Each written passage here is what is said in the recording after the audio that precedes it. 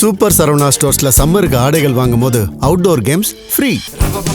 Super Saravana stores summer கோடையை கொண்டாடலாம். ஆச்சி மசாலா எந்த சமையலும் ருசி தேடும் ரகசியம் 20 ரூபாய். லெஜண்ட் சரவணா ஸ்டோர்ஸ் புரொடக்ஷன்ஸ் தயாரிப்பில் லெஜண்ட் சரவணன் நடிக்கும் லீடர் உங்கள் அபிமான திரையரங்குகளில் வெற்றி நடை போடுகிறது.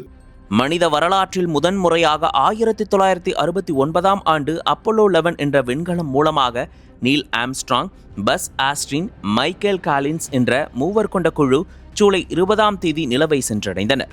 அக்குழுவில் இடம்பெற்றிருந்த நீல் ஆம்ஸ்ட்ராங் நிலவில் கால் பதித்த முதல் மனிதர் என்ற வரலாற்றில் இடம் பிடித்தார். அதன் பின்னர் அப்போலோ 17 என்ற விண்கலம் மூலம் கடந்த 1972ஆம் ஆண்டு யூஜின் செர்னான் மற்றும் ஹாரிசன் ஸ்மித் நிலவிற்கு சென்றனர்.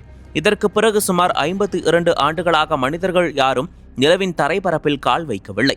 ஆனால் தற்போது சுமார் 52 ஆண்டுகள் காத்திருப்புக்கு பிறகு மனிதர்களை மீண்டும் நிலவுக்கு அனுப்பும் ஆர்டெமிஸ் 2 திட்டம் தீவிரமாக நடந்து வருகிறது. ரீட் வைஸ்மேன், விக்டர் குளோவர், அமெரிக்காவை சேர்ந்த கிறிஸ்டினா கோக், கனடாவை சேர்ந்த ஜெரமி ஹான்சன் ஆகிய 4 பேர் இந்த குழுவில் இடம்பெற்றுள்ளனர். இவர்கள் முதற்கட்டமாக கடந்த ஏப்ரல் 6 அன்று நிலவின் பின்புறம் வழியாக பயணித்தனர்.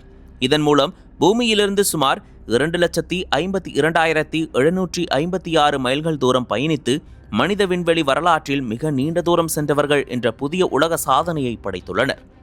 நிலவின் பின்புறம் இவர்கள் பயணித்த விண்கலம் சென்றபோது சுமார் 40 நிமிடங்கள் பூமியுடனான தொடர்பு துண்டிக்கப்பட்டது. அப்போது நிலவின் தரைப்பரப்பை மிக நெருக்கமாக நேரில் கண்டு புகைப்படங்களை எடுத்துள்ளனர். விண்வெளியில் இருந்து நிலவு சூரியனை மறைக்கும் ஒரு அரிய சூரிய கிரகணத்தையும் இக்குழு கண்டு வியந்துள்ளது. இந்த விண்கலம் நிலவில் தரை இறங்காது என்றாலும் 2027இல் நிலவில் மனிதர்களை தரையிறக்கும் அடுத்த கட்ட திட்டமான ஆர்டெமிஸ் 3 திட்டத்திற்கு தேவையான தரவுகளை சேகரிப்பதே இதன் முக்கிய நோக்கம் என தெரிவிக்கப்பட்டுள்ளது. அதேபோல் இதில் அது மிகவும் நெகிழ்ச்சியான ஒரு செய்தி. அக்குழுவில் இடம்பெற்ற அமெரிக்க விண்வெளி வீரர் விக்டர் குளோவர் தனது மறைந்த மனைவியின் நினைவாக நிலவின் ஒரு பள்ளத்திற்கு அந்த பெயரை சூட்டியுள்ளார். விக்டர் குளோவரின் மனைவி ஜான் குளோவர் கடந்த சில ஆண்டுகளுக்கு முன்பு புற்றுநோயால் பாதிக்கப்பட்டு உயிரிழந்தார். நிலவின் பின்புறம் வழியாக விண்கலம் பயணித்த போது அங்குள்ள ஒரு மிகப்பெரிய பள்ளத்திற்கு தனது மனைவியின் நினைவாக ஜான் என்று அவர் பெயரிட்டார்.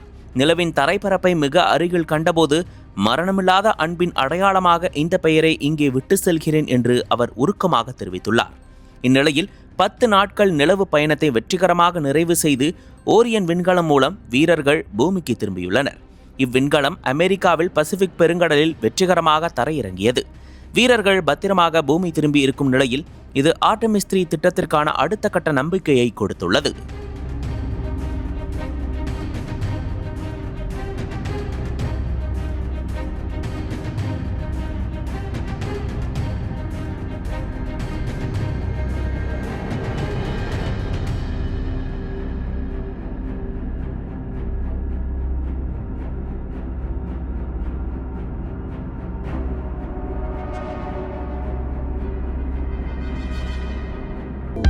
அனல் பறக்கும் செய்திகளை அப்டேட் செய்து கொள்ள நக்கீரன் களத்தை இப்பவே சப்ஸ்கிரைப் பண்ணுங்க.